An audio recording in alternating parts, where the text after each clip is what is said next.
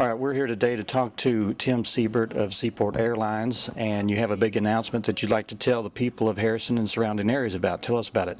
So we filed for Chapter 11 bankruptcy back in February.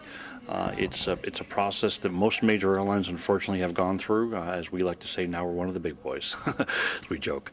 But really, there's nothing funny about it. We have struggled with the national pilot shortage. We kind of got out over our ski tips, as I like to say, growing the airline at a time when there was a pilot shortage, and we paid the price. And so we are a much smaller company. We're down from about a $28 million a year revenue company down to an $8 million a year revenue company. But we intend to use this restructuring process to emerge from bankruptcy a much stronger company. Okay. And tell the viewers out there a little bit about Seaport, maybe the history and what they cover and what your services are. Sure. So at one point, the airline was founded. Our first route was between Seattle and Portland, hence our name. We were a shuttle service. And we had grown since 2008 to include about 28 cities across 9 states. And at one time, we even flew to Mexico. We had 24 airplanes. Today, we're a much smaller airline. Our focus has been serving small communities, but today we are a much smaller airline, and that airline flies 7 airplanes to 8 cities. Okay. And during the bankruptcy process, what do you plan to do? So we have the opportunity in bankruptcy to restructure our company, both in our business processes, how we do things, as well as basically downsize some contracts. We were structured financially to be a much larger airline.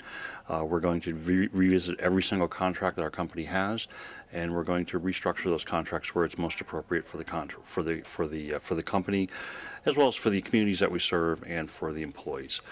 At the end of the day, if we take care of our customers, we take care of our employees, they'll take care of our shareholders. This is an opportunity, I think, where we're getting a second chance, but we also have to realize we don't get a third chance. So we're going to come out of this stronger. This is the wonderful thing about the United States is we have a bankruptcy system as opposed to a debtor's prison, which is the alternative, and we're going to use it effectively to emerge a much stronger, better airline than what we were. Okay. Yeah. Well, for the people of Harrison and surrounding areas, what does this mean for them as far as service? Will it change at any time? Well, candidly, there's going to be an improvement in service. One of the things that we lost as we grew this airline is we fell behind schedule. And that's our number one mandate, is get this airline back on time. Air service is something that is of no value to anybody if it's not reliable. Because our competitor, I say our 3 biggest competitors are Ford, GM, and Chrysler. And people have the alternative to drive. And if we don't operate on time, people are going to drive. So our number one focus is getting this airline back on time, and then it will be a good, reliable service from there. Mm-hmm. So this is a restructuring time, and that's what the bankruptcy is all about, is to restructure? Absolutely. But from our perspective, we're taking the opportunity to restructure both from a financial perspective, but also from an operational perspective. Okay. We were not structured properly to run the airline of the size that we were. Mm-hmm. We're a much smaller airline today, but we still need to get this thing back on time if we expect to survive the bankruptcy process. I use this quote that Gordon Bethune used when Continental filed for bankruptcy. Said, you can use bankruptcy to clean up your balance sheet, but if you're still running a crummy airline, that ain't going to help you. Right. And that's exactly the way we're approaching it. So during this process, service will be the same as it is. Yes. Is there any point where after the bankruptcy you have any future plans, or you just want to get through this first? We want to get through this first. We're 30 days into a bankruptcy process. Management has the exclusive right under the bankruptcy code for 120 days to submit a plan.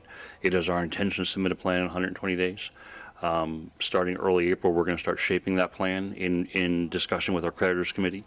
I'm taking a lot of ideas from our employees. Those are the people who know how to run this airline really on a day-to-day basis.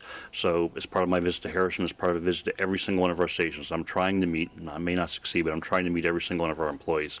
Tell me, where do we go wrong? You guys are out here doing this every day. And I just spent time with our Harrison employees here, and they gave me a bunch of great ideas, gave me some great feedback on some of the stuff that we are doing, some of the stuff that we need to do, some of the mistakes we made in the past. And this company's got great bones. I'm really excited. Good. Well, we hope that you survive, and good luck to you financially in the future. Well, I appreciate that. And Harrison was one of our first markets down here in the Mid-South, and we hope to be here for a really, really long time. Thanks, Tim. Thanks. Appreciate it.